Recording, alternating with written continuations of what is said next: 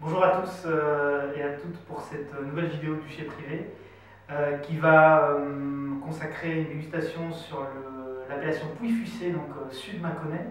On est évidemment uniquement sur du blanc et sur le cépage chardonnay, avec le domaine Ferret qui sera donc mis en vente à partir du vendredi 26 avril prochain, aux côtés du non moins légendaire domaine Buffins.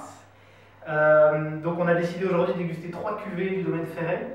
Un 2010 autour de Fuissé, qui est en fait la cuvée entre guillemets générique, cuvée classique de Pouilly-Fuissé. Et ensuite on goûtera ce qu'on appelle un clos, donc le clos des Prouges. Et ensuite on montera en gamme sur un hors-classe, où on partira sur le tournant de Pouilly. Le clos et le hors-classe seront dégustés sur le millésime 2011. Donc on commence avec cette cuvée autour de Fuissé 2010. 2010 qui est un très très grand millésime en Bourgogne, que ce soit pour les rouges ou pour les blancs, comme dans d'autres régions viticoles françaises par ailleurs. Et on a vraiment un équilibre assez parfait entre l'acidité et le gras qui est développé sur ce type de vin. Il faut savoir que le domaine Ferret a pour habitude de travailler des élevages très très fins et en même temps très complémentaires de la vivacité calcaire qu'on peut retrouver au niveau des terroirs de cette appellation. Donc les vignes de cette cuvée autour de Fuissé sont plantées sur le hameau de Fuissé directement, sur des sols argilo-calcaires, et représentent bien effectivement la typicité des vins du domaine. Donc c'est un millésime 2010 qui est très ouvert au nez dès maintenant en fait, qui se déguste très très bien. Donc on est vraiment sur des notes de fruits à chair blanche, on est sur des notes de fleurs blanches également, avec un élevage qui est tout à fait juste au nez, qui n'est pas du tout prédominant par rapport aux arômes primaires qu'on peut retrouver sur cette cuvée-là.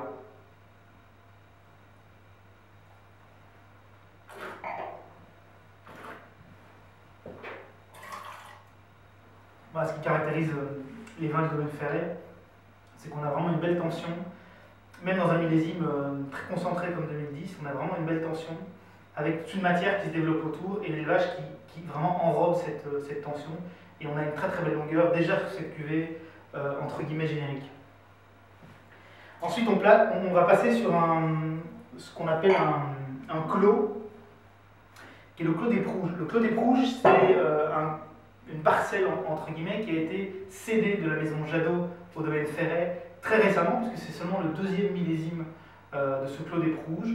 Et la particularité du clos des Prouges, c'est qu'on est vraiment on est en pente douce sur des très très vieilles vignes. Donc on va avoir un vin qui va être très très puissant, très très séveux.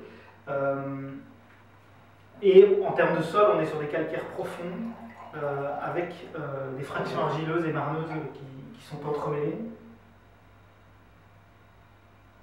Le millésime 2011 est réputé pour être peut-être un peu plus léger que 2010, et il s'avère en général être fermé à la dégustation, ce qui est assez étonnant sur cette cuvée-là, et ce sera également le cas sur le hors-classe, c'est qu'on ne peut pas vraiment dire que ce soit des vins qui soient fermés. C'est forcément des vins qui vont être beaucoup plus attractifs et beaucoup plus faciles à la dégustation, beaucoup plus complets d'ici 2-3 ans, donc c'est vraiment des vins blancs de garde, mais qu'on peut déjà commencer à apprécier sans aucun problème. Alors la différence directe et immédiate qu'on voit avec la cuvée générique et classique, c'est qu'on a une intensité aromatique beaucoup plus importante, on a une complexité, donc on va partir sur des épices douces. On sent également un élevage un peu plus prononcé, avec des notes vanillées très très rondes et très très bien dessinées.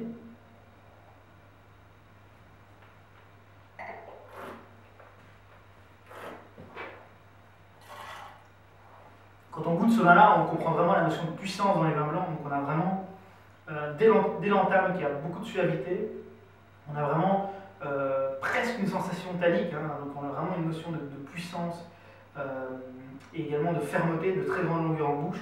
Donc c'est un vin qui va s'adoucir et s'assouplir avec le temps, mais qui sera parfait déjà pour accompagner notamment des viandes blanches d'ici 2-3 ans.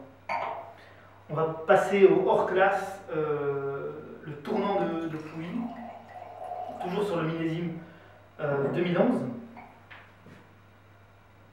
Donc la différence quand on passe d'un clos à un hors-classe, c'est qu'on est sur des terroirs encore plus qualitatifs.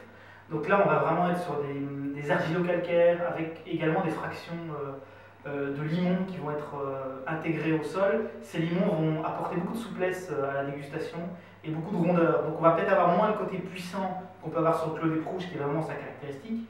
Par contre, on va avoir une suavité et une séduction sur ce vin-là qui est beaucoup plus manifeste, avec un nez un peu plus fermé que le Clos des Prous rouges.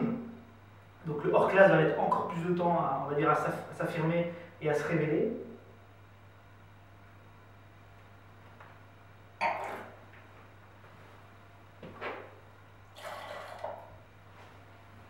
Mais voilà, en bouche, on a vraiment une ampleur dès l'entame. On a une suavité qu'on peut comparer au Clos des Prous rouges, certes, et ensuite on a vraiment une ampleur qui reste tout au long de la bouche. Et on a surtout une longueur en bouche qui est beaucoup plus importante. Donc c'est vraiment un très beau hors-classe. Et nous vous conseillons vivement l'achat des vins du domaine Ferret, qui est un domaine qui est vraiment confidentiel, qui est encore assez peu connu des amateurs. Et donc on va mettre à côté du très grand domaine Buffins. Voilà. Au revoir, à bientôt.